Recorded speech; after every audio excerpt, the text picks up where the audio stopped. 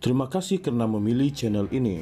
Sebelum kita mulakan video ini, sila pertimbangkan untuk menekan butang like, share, dan subscribe, dan aktifkan butang lonceng Anda agar Anda sentiasa mendapat info-info percuma pada setiap hari dari channel kami. Dan tinggalkan komen Anda karena komen Anda amatlah dihargai. Terima kasih.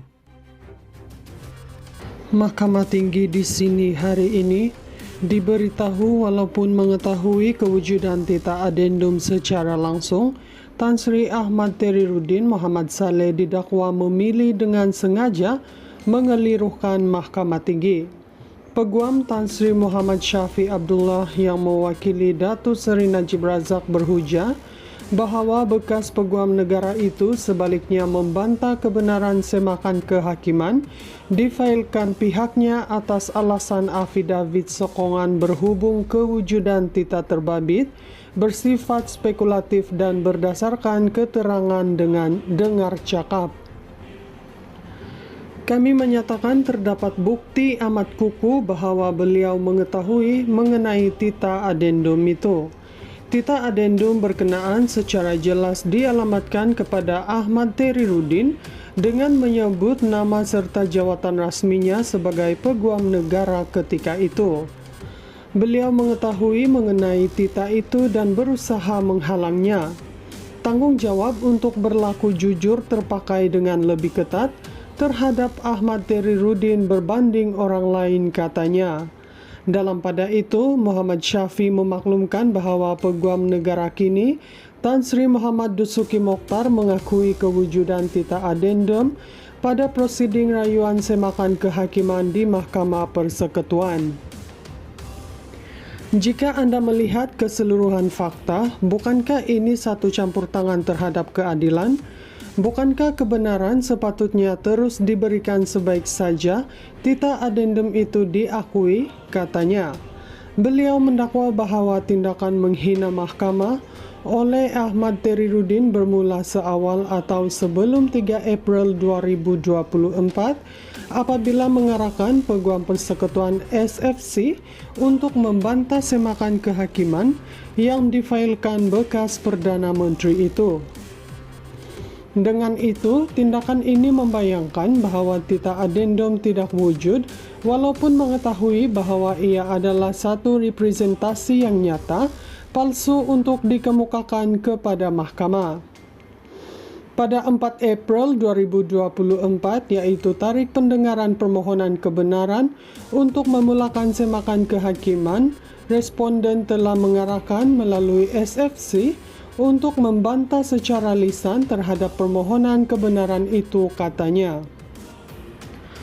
Beliau menegaskan Ahmad Teriruddin selaku peguam negara ketika itu mempunyai kedua-dua kuasa dan akses yang diperlu untuk mengesahkan dokumen berkenaan dengan yang di-Pertuan Agong ke-16. Tambahan pula katanya, Tita itu sendiri mengesahkan bahawa Ahmad Teriruddin sudah menerima dokumen asal sekaligus meletakkan perkara berkenaan sepenuhnya dalam pengetahuan dan kawalan peribadi beliau.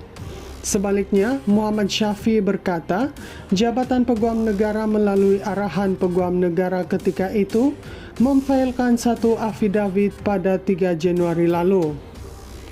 Namun, afidavit itu tidak mengesahkan dan tidak menafikan kesahihan Tita Adendum, sebaliknya hanya melampirkan satu kenyataan media daripada Istana Negara yang tidak relevan dengan isu perundangan teras yang dibangkitkan dalam semakan kehakiman.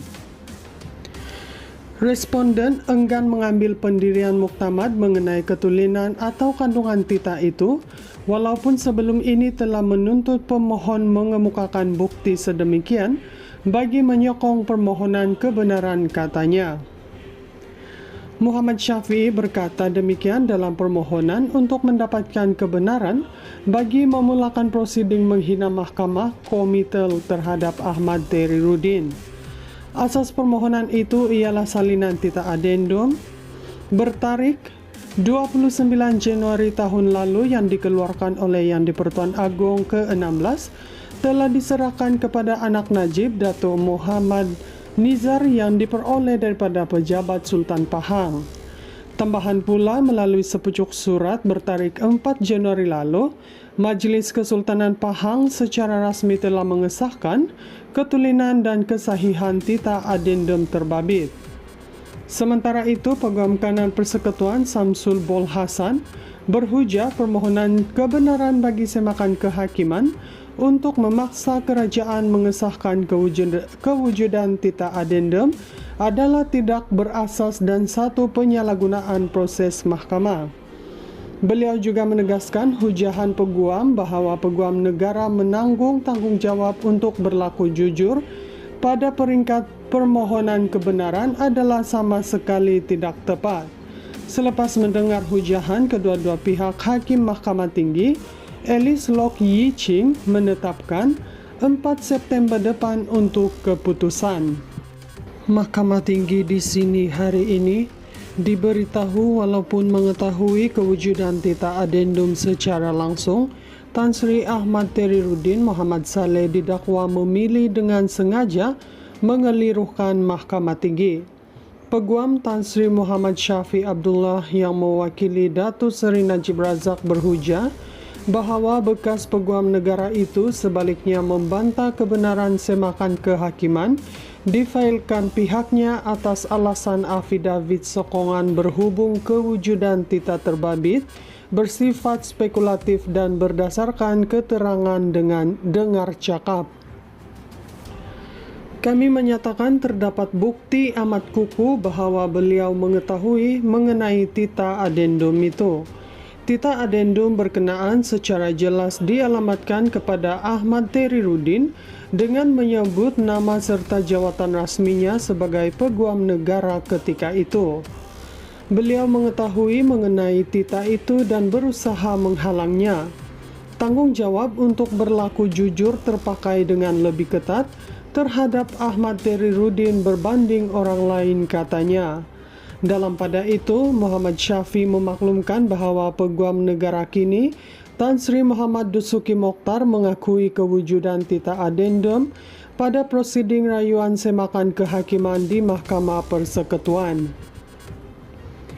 Jika Anda melihat keseluruhan fakta, bukankah ini satu campur tangan terhadap keadilan? Bukankah kebenaran sepatutnya terus diberikan sebaik saja tita adendum itu diakui, katanya.